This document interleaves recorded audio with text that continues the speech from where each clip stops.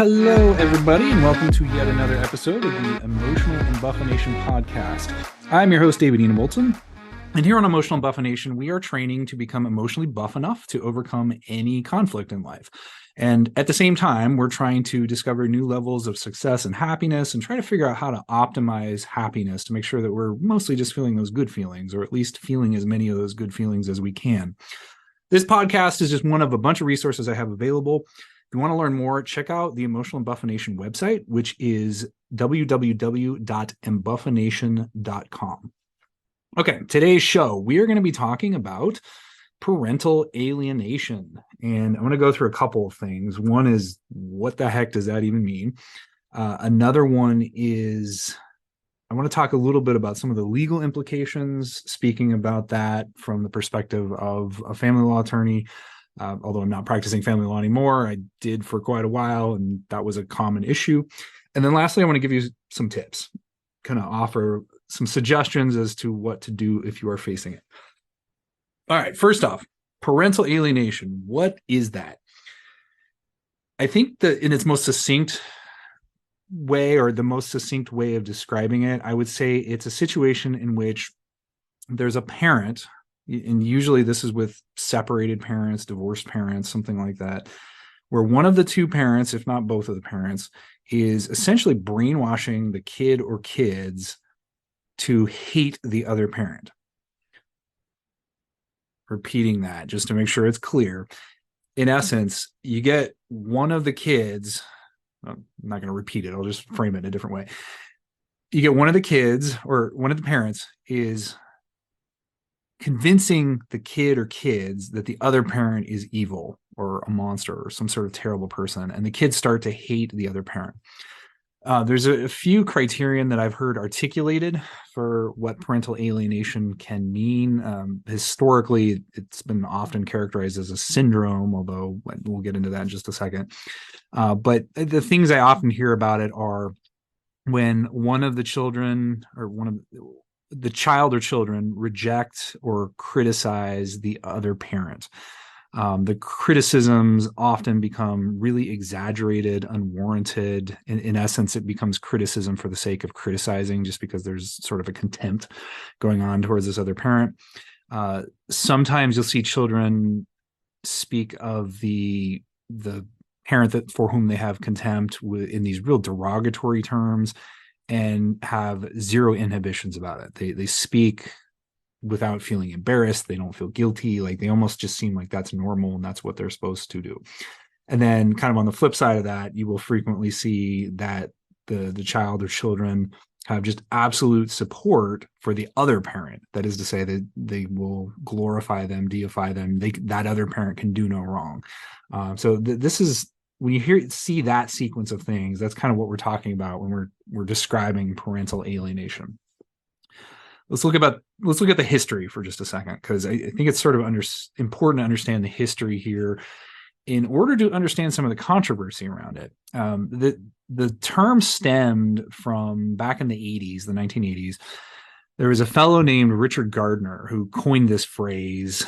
He actually said parental alienation syndrome. And in its original framework, the idea in his mind was that 90% of children in custody cases were suffering from this disorder. So he was actually looking at it as like a disorder, not just a situation or, a matrix of things that is going on in the midst of some sort of breakup. He was initially extremely focused, or I think just generally, he was extremely focused on mothers who were trying to alienate fathers. That is to say, you would have, from what his perspective was, he would see moms that were saying that dad over there is this terrible monster and you need to have nothing to do with him. And then the moms would be successfully convincing the kids that dad was this terrible person. And then the kids would start to hate dad. There's a lot of overlap with sex abuse claims. And he took the position that the majority of sex abuse claims in custody litigation were false. Now, this is an interesting one to me, just as a side note here, because we had, I'm no longer doing family law, but when I was, and again, for anybody that's not familiar, family law is like divorces and custody fights of children and that kind of thing. I did it for a long time. But one of the running jokes became that the second you would have any sort of divorce or breakup and there were children involved, suddenly sex abuse was an issue. And the Department of Child Safety had to jump in and start doing investigations. And it would be interesting because this happened a lot, like a lot. I constantly saw claims of sex abuse, and it became almost a joke that just if a case was going on, you going through divorce, suddenly this person with whom you had zero qualms about handing your children and having this person watch your children without supervision whatsoever, now suddenly they're a sex abuser and they're trying to molest your children. And if you leave them alone with the kids, all hell is going to break loose. So I feel like just anecdotally, there's some support for this. Now, this is by no means to say that sex abuse does not happen. It absolutely does. It clearly does. And we don't want that to be the case, of course. So the court system, I think, rightly takes those claims seriously when they're there, but it's very, very common to have them when they're totally unfounded. But at any rate, circling back to what Gardner was talking about, he was looking at the majority of sex abuse claims, and he was seeing these as very intertwined with parental alienation situations, were false. And he had this proposal that denial of maternal contact with children was necessary to fix all of this in order to deprogram the kids. In other words, he's saying all these moms out there are trying to say that dads are terrible people, and the way to fix it is to take time away from the moms so we can deprogram the children so they start to be okay with dad again. Well, not terribly surprisingly, there popped up a lot of controversy about that. There was a lot of kickback from around the idea of parental alienation syndrome. And I think the way that he framed it almost necessitates a kickback. Just if in a vacuum we're looking at this as this is mothers trying to alienate fathers, speaking as a former family law attorney, yeah, this happens a lot, but it also happens the other way around. I have seen this very, very often with fathers alienating mothers. So this can happen in both directions. But when you come in and you say that this is what this thing is, parental alienation syndrome is all wrapped around moms, you're going to get some kickback because that's not what the case is. And it's kind of problematic to moms. It's not by just saying like this is how it is all the time. You're really giving an unfair, skewed perspective on what's going on with the parental relationships. So there's a lot of kickback. A lot of people think that it's not even a thing. It is not, to my knowledge, it is still not recognized by the DSM, the Diagnostic and Statistical Manual of Mental Disorders. If you're not familiar with that, it's kind of the Bible of mental disorders. It just covers everything, from depression to various psychotic disorders to, you name it, it's in there, borderline, bipolar, et cetera, et cetera. And so it's not listed in there. And there was quite a bit of push to have it there. Now, there is something called, so it's sort of there now in the DSM-5, which is the most recent one, which has something called child psychological abuse. They have not used the term parental alienation. And I mean, that the child psychological abuse includes significant developmental pathology in the child, personality disorder pathology in the child, delusional psychiatric pathology in the child. So it's not exactly framed as parental alienation as I read it, but there's kind of an effort to it. And there was a lot of push there. A lot of times that I saw it became a huge controversy within the family court cases. Well, let me back up a step before I get to that.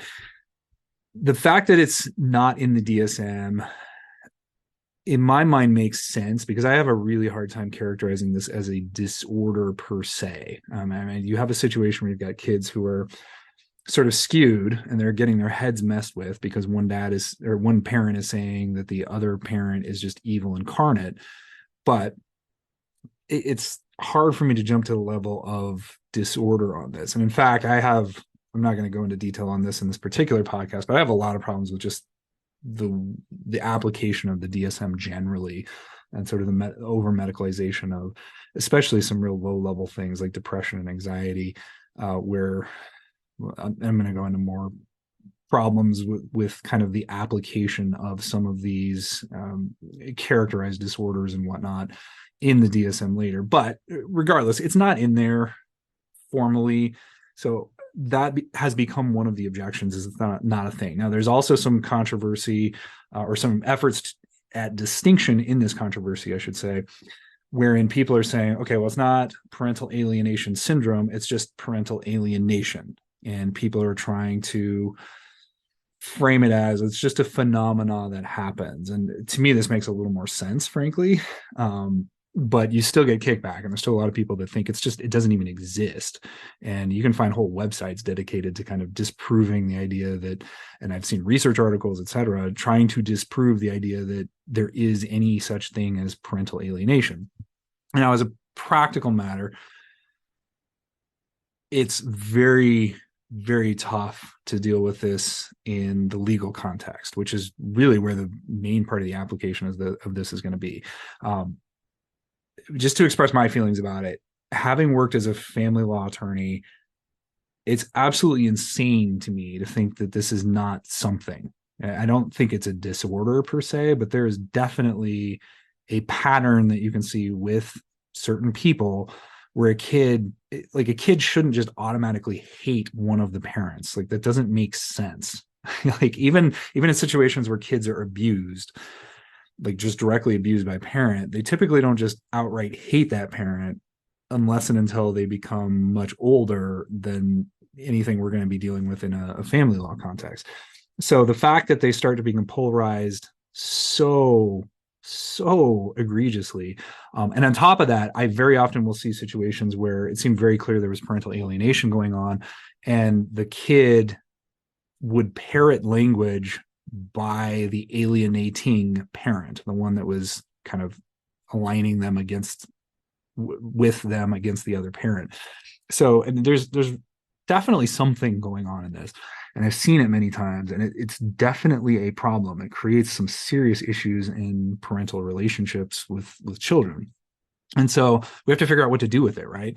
In the legal community, I heard about it constantly. I've had cases, custody fights, where we took them to trial, and we would go in and present all this evidence. We'd have experts testifying, and it just was. I remember a case where we presented an expert, absolutely uncontroverted. The other parent didn't even say anything about it, and we had an expert saying there is clearly parental alienation going on, and we need to fix it by altering the parenting time structure and all that.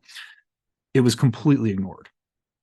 And this is unfortunately one of the things that I often find in a custody battle is I don't know if it's that the courts don't know what to do with this or how to interface this into the underlying parenting time arrangement, but it was very frequently just ignored or given very little weight if it was paid any attention to at all, or it just didn't seem to be in any sort of output a factor in what was going on. Now, I'm not saying that there are no judges that will ever listen to that or weigh in on it, but it never seemed to be a swaying factor, and yet it's a serious issue.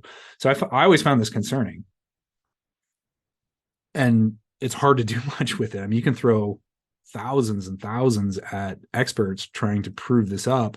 And this is, of course, going to depend a little on your jurisdiction. Some jurisdictions have recognized it in different ways. Across the country, there's been a really interesting string of court cases as courts are struggling to figure out what to do with this in the first place from a legal perspective. And so we've been slowly establishing case law. Some jurisdictions are kind of latching onto it. Some haven't said anything. But it's tough to do much with it right now as a practical matter. So with all of this in mind, we know that, or at least I believe that there's clearly something going on, in a lot of situations where you can see that a kid is just solidly alienated against a parent, and you can see that kid is parroting the same language and the same arguments and logic that the other parent is spewing all the time. Like, some kind of brainwashing is happening. It may not be malicious and intentional. It's kind of hard to imagine that it's not at least malicious. But I think a lot of the time And I've been on the other side of this fence too. Like I've represented people who I thought were alienating the kid against the other parent. And it's sort of tough in that situation because it's often presented like, well, my kid's smart enough to know what's going on. And my kid clearly just has a good head on his or her shoulders, and they just see the truth and the evil of this other parent. And so I think that they sort of, when you're in that role, you sort of think that your kid is sort of coming up with this independent analysis, but it's just not how it works. Like children just don't operate like this. And the fact that they just sort of automatically parrot the language, I think is the most telling sign of this. At any rate, it's an issue we have to deal with. I don't think there's a great legal remedy other than fighting to preserve time, but wasting enormous amounts of energy, depending a little bit on your jurisdiction.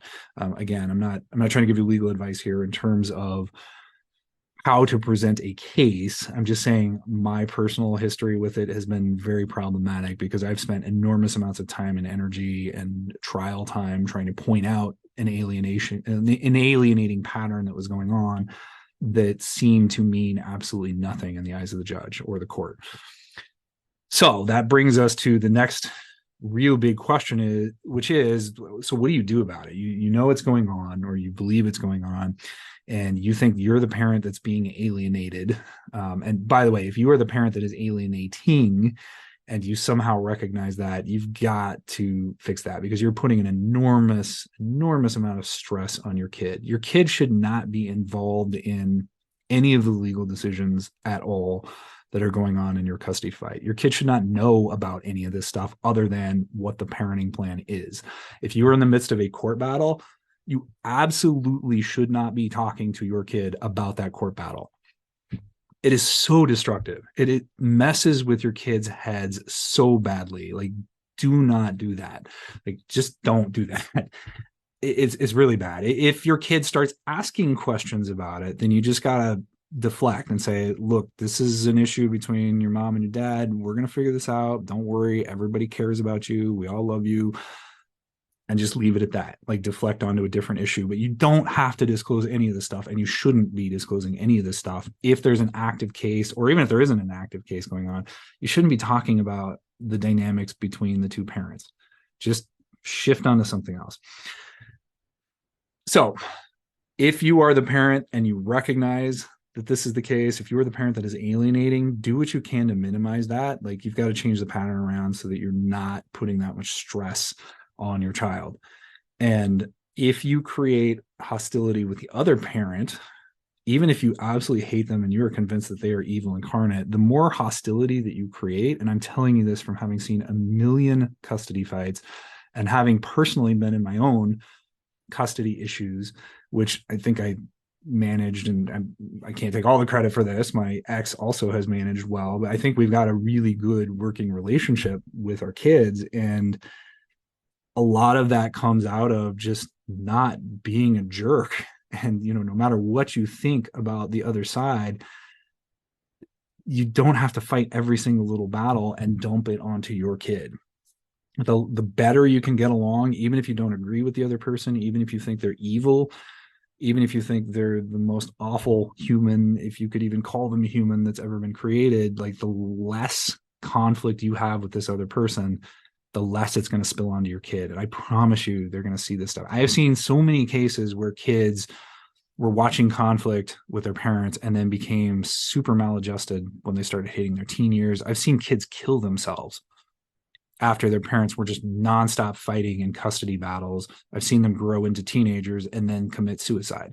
This is serious stuff. Like you have to do what you can to minimize the amount of conflict. And if you are a parent that is alienating, or it's even possible that you could be the parent that is alienating, take those issues away from your kids. Do not burden them with this stuff. Okay, but let's talk about the flip side now. If you are the one that is being alienated, this is one of the most frustrating positions you can be in. It is very, very challenging because you feel like you're being carved out from your kid's life. It's emotionally taxing. You're probably already dealing with some very challenging stuff because let's face it, you're fighting with the other parent. You're going through a divorce or a custody fight or something. You're trying to deal with the normal trials and tribulations of life and make sure that you got a roof over your head and you have the job and you're taking care of your kid and all this other stuff. And now you've got this emotional fight that you're dealing with on top of that. This is not easy. And I think this is probably one of the most difficult things a human being can face on an emotional level is fighting a parental alienation situation. There's a couple tips that I would offer to you that are coming from my experience. And this is primarily as a family law attorney, but I've also seen it in friends and family. And I've seen some of the impact of this. So the very first tip that I would offer to you is you have to preserve time with your kid. I think that one of the impulses is when you start to, and I've literally seen this more than once, you start to try to exercise some parenting time with your kid. You want to like be around them, hang out with them, take them to school, whatever. And as you're doing that, you're getting this enormous amount of resistance because the kid's already sort of brainwashed and has decided they hate you. I've seen people just kind of do that, and then eventually just throw their hands in the air and say, I give up. I'm not, I can't. And then they just give the kid to the other parent and then say, it's just not worth the fight. It's not, I'm not getting anywhere positive. I feel like I'm hurting my kid, etc. You have to preserve time with your kid. And whatever that means in the legal fight, and this probably turns into a legal fight because inevitably it's going to turn into a custody battle if you can't agree. Whatever that means, make sure that you have some time with your kid. Now, a lot of jurisdictions sort of default into the equal time situation. Not everybody, that's how Arizona, where I am, works. Not every state is going to work like that. There's a lot of things that can skew the parenting time equation and who gets what amount of time. Whatever time you can preserve, you have to preserve that. If you can get at least equal time, that is ideal.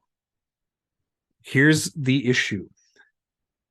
If your kid is already brainwashed or your kid is becoming brainwashed and you've got a parental alienation situation going on, then if you are not there, if you do not have a presence in this kid's life, all they're going to do is become further brainwashed because they're just going to continue to listen to this other parent. And they're going to say, oh, look, your mom or dad is this terrible monster that doesn't want anything to do with you. He or she abandoned us and is just gone now. And all you're doing is confirming what this person said. And the kid's going to have no exposure to you. You're just going to become this kind of monster. And I wrote about this in the Emotional Embuffination book, this idea of detachment in one of the chapters. It was the commonality chapter.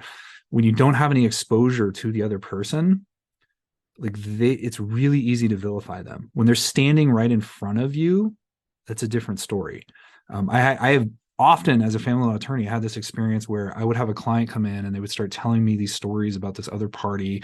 And before I'd ever met them or heard from them, I would start thinking like, oh my God, this person's evil. Like I can't even imagine that they're going to have horns coming out of their heads. And then I get to like a hearing and I see this person, I look at them and I'm like, oh, it's just like a normal person. She doesn't seem so bad. He doesn't seem so bad. And, especially if I have any dialogue with them in the courtroom halls or something, very often I just go, okay, you two are really bad together. Like it's clear that you're just a normal person. You have your weaknesses and whatnot, but you're not like the demon that I thought you were. Now, imagine if I, as an adult lawyer, am thinking this just unconsciously, not even realizing that my client is telling me is influencing my perception of this person. Imagine what's happening to a kid who's just getting brainwashed into thinking that you're a monster and has no one else presenting anything else. If you go years of time without being exposed to your kid and all your kid is hearing is like, what a terrible parent you are, that's all they're going to believe. That's why it's so freaking important that before anything else, you do what you need to do to preserve time with your kid. If you can get to equal time, that is the best situation. I mean, the ideal situation would be I have my kid all of the time and, I can reverse all the brainwashing that's gone on. For lots of reasons that may be unrealistic, again, depending on what jurisdiction you're in. But at a bare minimum, you want to be having at least equal exposure to your kid. And if not that, even if you only get your kid a weekend a month, or every other weekend, or just on weekends, or it's some unequal amount of time. Exercise that time. Like, you have to be around your kid. You have to have a foothold in your child's life, because it is absolutely imperative that they continue to have a face associated with you in their life, that they are talking to you face to face, so that you don't just become this like faceless monster that is what the other parent is describing them as. So whatever that means in the court case, fight to make sure that you have time, and do not give up on it. No matter what kind of conflict you're running into, exercise the time with your kid. And then once you have it, like, exercise it. Don't just fight for it and then say, okay, I've got an order in place that says I can have time with my kid, and then run away. Actually spend time, fight for time with your kid, and then spend the time with your kid. This is fundamentally important. This is the most important rule at all in terms of dealing with parental alienation. Make sure you've got time with your kid and you're spending it. Okay, that's tip number one. Tip number two is, let's assume that you've got some time with your kid now, and you're preserving it, you're exercising it. One of the common things that I think people run into is, inevitably, there comes this argument with the kid about something. Well, my dad said that you did blah blah blah, or my mom said that you keep doing this, or you did this in the divorce. And your impulse, and I've seen websites that specific, I've seen people generally promote this specific advice of, the first thing you want to do is argue with the kid and tell them why that's wrong.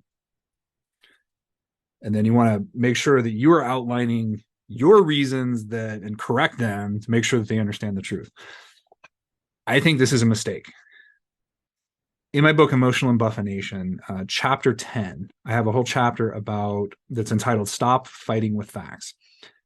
And the theme of that chapter is all centered around this idea that when you have somebody that is emotionally entrenched in an idea, they believe strongly in something. Like, I believe strongly that Democrats are right and liberals are the way to the future. And if you're a conservative, you're a hate mongering white monster, or something like that. Or you can flip it.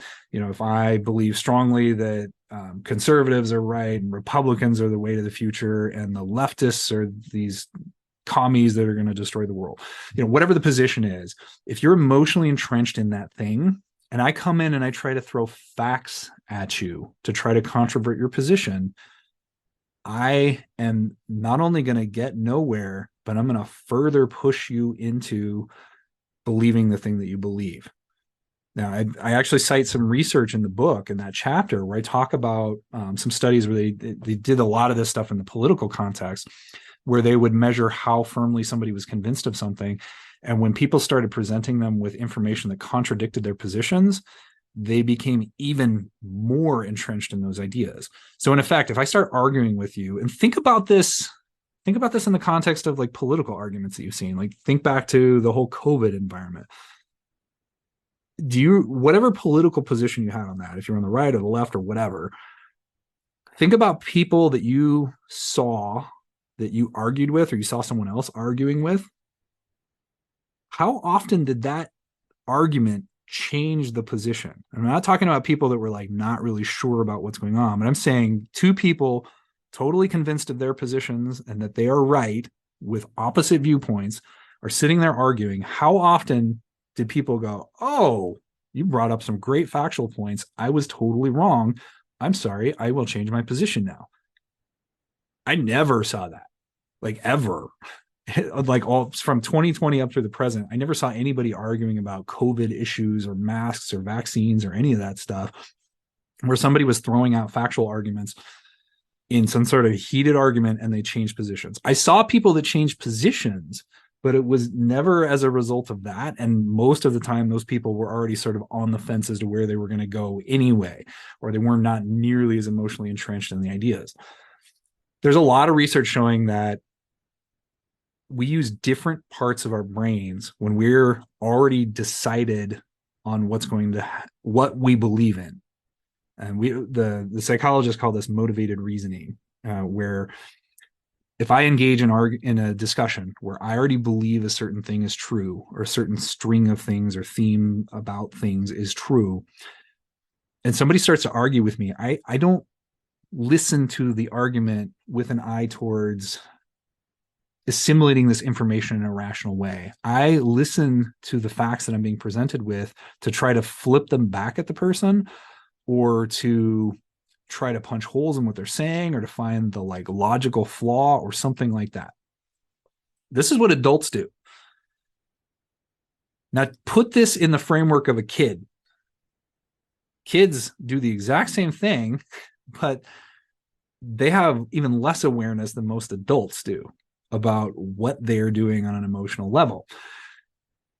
So if we put this in the framework of, I'm a child, my mom or dad told me something about the other parent, and I believe it, and I'm emotionally aligned with that person. And let's say it's my mom told me that dad abandoned us and he was cheating on my mom and he was abusive. And then I get over and I am talking with dad because dad gets some parenting time. And I, as the kid, say, you were cheating on mom and you were abusive to her. And I, as dad, know that's totally false. If I start arguing with my kid, those same things are going to be happening. That kid is going to use a different brain region than what they would be using to just assimilate information in a vacuum, to try to understand how they can fit the information that's coming back at them into either proving that dad is a liar, or that there's some information here to prove the claims that I already believe in. And then that argument's going to get more and more toxic. And so dad is going to get even more frustrated because he's going to be trying to disprove these lies. Kid is going to be upset because he's essentially being confronted on this thing, and he's going to get angry around that. And what happens? You spend all of your parenting time arguing and everybody feels like crap.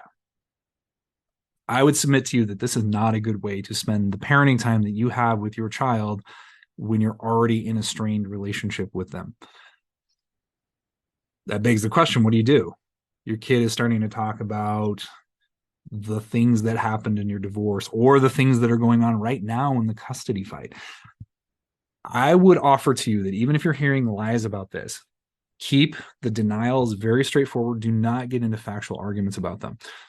Just say, I don't agree with that, and then shift the topic off of whatever that is. I don't agree with that statement, but these are issues that your mom and I, or your dad and I, need to work through. This is not something you should be worried about. All you should be worried about is how you're feeling when you're with me and when you're with your mom or dad.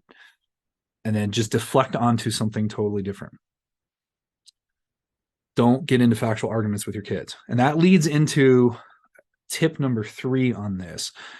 And that is to, as kind of an alternative to shifting into these factual arguments and wasting all your time and energy and emotional focus on lies and trying to correct those with a kid that's not going to buy into what you're preaching, at least not now.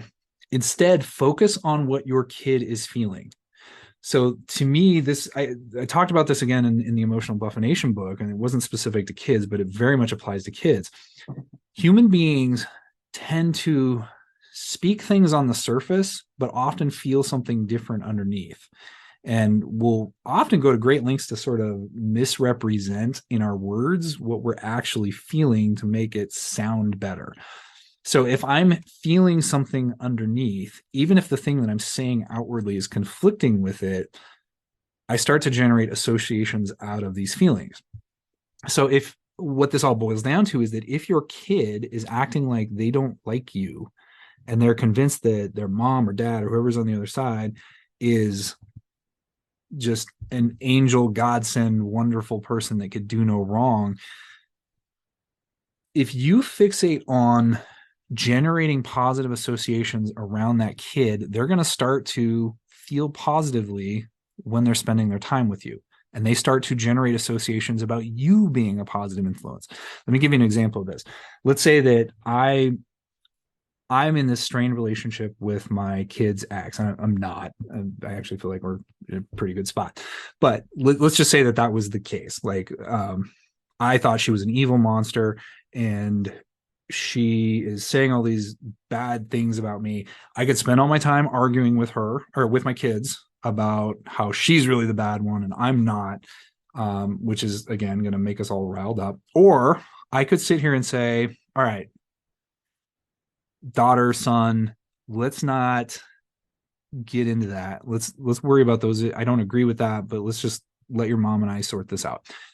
Instead, let me focus on spending some time doing the things that the kid likes to do. Are there video games, board games, some sort of pastime that I can engage in with my kid? Is there a place that my kid likes to go? Is there a park that we can go to? Is there a thing to do that we could go do together? Is there can we exercise together? Can we go ride bikes together? Whatever it is, figure out what your kid likes and find a way to engage on that level. Make sure that you're going out of your way, and you really have to listen to your kids' desires. What are they reacting to in a positive way? Now, in an extreme alienation situation, this can be tough because you have to really punch through that shell initially, but have some understanding of what it is that your kid likes to do. Talk to them, figure this out. Every kid's going to be different, obviously, but what do they like doing? What makes them happy? What makes them excited? And then try to engage with them, provide them opportunities to do this stuff. Because what you want to do is create these positive feelings about the time with you. Because now not only are you not a faceless monster that you're just talking about behind closed doors with the other parent, but now you are the person that takes them out and has some fun to do some of these things that they're already enjoying. This is really important. Focus on the feelings. Focus on what the kid likes to do. This does not mean just do whatever they want. I mean, you're not trying to just be the Disneyland parent. If you're not familiar with that expression, there are scenarios where you have one parent that just lets the kid do whatever they want to. And this becomes particularly problematic in a situation where one parent just has weekends or something, or they only get to see the kid over the summer, where you're not really dealing with the schoolwork and the day-to-day struggles that the kid really doesn't want to deal with. I'm not saying if you're in a situation where you have to be dealing with those things, abrogate all responsibilities related to it. Your kid has to have basic hygiene. They have to take a shower every day. They have to make sure they're cleaning themselves. They have to go to school. They have to do their schoolwork. All of those things are important, and you have to have appropriate discipline, et cetera, et cetera. But at the same time, you want to make sure that you're allocating some time to whatever your kid enjoys doing and foster a positive emotional state when your kid is with you. Don't waste all your time arguing with your kid about things that are in the past or dealing with the other parent. Okay, tip number 4. This one is tough because, and I think this is especially difficult for people who feel like their lives are caving in on them or are super high on the agreeableness spectrum. If you want to look at the big 5 personality perspective. And the tip is to express and act out of a place of confidence. Now, I know that's much easier said than done. It's kind of hard, especially if you feel like your life is caving in and you're going through a divorce right now and you don't even know how you're going to cover the bills or where you're going to live, and you just feel scared out of your minds. I understand that. But you want to minimize how much of this stuff you're dumping on your kid. You're perfectly entitled to have fears. And if your world is falling apart right now, that's sure as heck understandable. With that said, you want to be as strong as possible for your kid. The reason this comes into the parental alienation situation is that human beings, again, just on a global level, but children are certainly no exception, human beings gravitate towards confidence. And I've seen research studies where they have tested people who just kind of say things incorrectly but with a lot of confidence and loudly, and other people sort of gravitate to them and choose their ideas over someone else who might be absolutely right but is saying it in a meek way.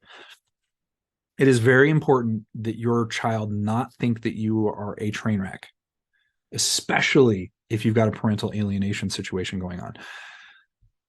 again, I recognize this is not difficult, but the key thing, I think the key takeaway, especially if you're having a hard time expressing confidence or feeling confident around your child in the first place, is to minimize how much chaos you are dumping onto them. Your kid is probably scared, whether he or she is articulating it or not. They're scared when these crazy things are happening in their lives. I mean, I went through my own divorce, and it was probably about as amicable as a divorce could be. And I remember my kids, when I first kind of broke it to them, it was clear they didn't know what to think or what was going on. I mean, this was like their whole lives falling apart. It was terrifying to them. And so, we talked, and they ended up feeling fine. It was reassuring to them, that sort of thing. But I did not go through and just start saying, I don't know what we're going to do. It's just your other parent just left me here and it's terrible. I mean, then your kid is going to soak up that you don't know how to manage life. Now, what happens if the other parent, and you've got on the other side of this, very likely someone exhibiting narcissistic behavior patterns, because that's the kind of behavior pattern that starts to alienate. Now, if you've got somebody doing that to you and they sound super confident, even if they're totally wrong about all the conclusions, or they're lying about the things that are related to you, your kid is going to graft onto that confidence in a time when he or she feels like the world is caving in, and it's terrifying to that child. If you are feeling stuff, your kid is feeling it 10 times worse. So where are they going to gravitate to when they've got one parent that sounds super confident about how to resolve all this versus one that's just imploding? That's why it becomes so important that you express confidence, or at a bare minimum, do not expose your kid to any more chaos than you have to. Shield them from that stuff. All right, tip number 5. And this will be the last one I'm going to offer you today. I'm sure there's a lot more I could throw in here, but I think this is a good ending point with it. Tip number 5 is to acknowledge gender distinctions. And this one, I'm not even sure how this interfaces with some of the contemporary issues with like non-binary stuff and transgender issues. And I've kind of touched on some of that in other podcast episodes, and I'm sure we'll talk more about it. But at least looking at kind of traditional gender roles, I have noticed in my own work as a family law attorney, there was a stark correlation with a child aligning with the parent of the gender that they were associating with. In other words, I would see a son who would graft onto dad, and dad would alienate mom, or the other way around. Mom would kind of hook up with daughter would hate dad, and mom would be alienating dad. There is a really obvious correlation that I saw in the cases that I've worked on. Not every single case, but there was a lot of cases like that, where it was the gender aligned parent was the one that seemed to have the stronger foothold. This is really challenging. If you are mom and you have a son and dad is alienating you, and you're doing all these other things, you're expressing confidence, you're making sure you spend time with your kid and focusing on their feelings, you're not arguing about facts, you preserve the time in the first place. Let's say you're doing all this stuff, but still you're sitting here watching your son graft onto dad, or your daughter graft onto mom, and still seem to like hate you, or at least be very dismissive of you, or something like that. If that's the case, then you may not like this part, but acknowledge the gender roles here. Acknowledge that your child is intuitively going to grasp for a role model, in a sense, that is aligned with their gender, because subconsciously, I think we sort of align with that when we're in that developmental phase. I, as a boy, am going to want to graft onto my dad, because that's sort of the model for living that I have. And at that age, I'm still trying to figure it out. Like, how do I live in the first place? And so if I've already identified as I'm male, and I'm sitting there watching dad versus mom, I'm going to try to copy dad more, or vice versa. If I'm a daughter, and I'm looking at mom versus dad. Mom is more representative of the thing that I think that I need to grow up to be. So I'm going to graft more onto mom. So acknowledge that those gender distinctions are there, and acknowledge that your child, even if you don't like the other parent, needs a role model of mom or dad. And both of you are important. This does not mean that if you are mom, you play no role in your son's life, or if you're dad, you play no role in your daughter's life. There is abundant research talking about lacking either parent can cause all sorts of problems. It's bad. Like, you can increase crime rates, or the likelihood that somebody's going to end up in prison. It's that they're going to have all sorts of problems, drugs, et cetera, et cetera. So you need to be involved, and a kid needs both parents. Like, if it's at all possible, you want your son to have a mom. You want your daughter to have a dad. Like, you need to have both parents in the equation. But if you're seeing this disparity and it's lining up with these gender distinctions, don't lose heart over that. Just acknowledge that this is a thing that happens, and do everything you can to stay present and do all this other stuff. Like, don't get too caught up in the factual arguments, focus on their feelings, do everything with confidence, et cetera, et cetera. This is a really, really challenging fight. Like I said, I think this is probably one of the most difficult things that, at least on a day-to-day basis, human beings deal with. I think death is probably one of the highest on the list. Divorces, family breakups are like number 2 in the list, at least kind of in the normal human experience. I'm not talking about like you're in a concentration camp, comparing it to that or something, but it's emotionally traumatic, which is why we're talking about it on Emotional Embuffination. This is a huge, huge emotional trigger and stressor for people, which means that you have to manage yourself as best you can. Do everything you can to keep your emotions in check. Make sure that you are in control of yourself, because if you can't be stable, you can't expect your kid to be. And once you have gotten yourself to a relative level of stability, make sure that you're going through this little checklist, and just do not give up. Like, it's a long, difficult fight, but do not give up on this. If you walk away, if you step away from your kid at some point because you just feel like this fight is too ugly, later on, your kid is going to say, well, why weren't you there? You left. And they'll partially be right. It may be hard, and you may be fighting walls at every turn, but just stay present and do your best. Just don't leave. Like, don't abandon your kid, or they're going to figure you didn't care and the other parent was right. It's a tough battle, but it's an important battle if you value the relationship with your kids.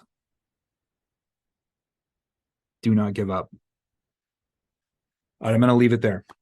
That's going to bring us to the end of today's show. I hope that you find this useful. I know parental alienation is a very difficult topic, and for some reason, a controversial one about its even existence. But I'm hoping that you can use something here that's going to make your relationship with your kids better.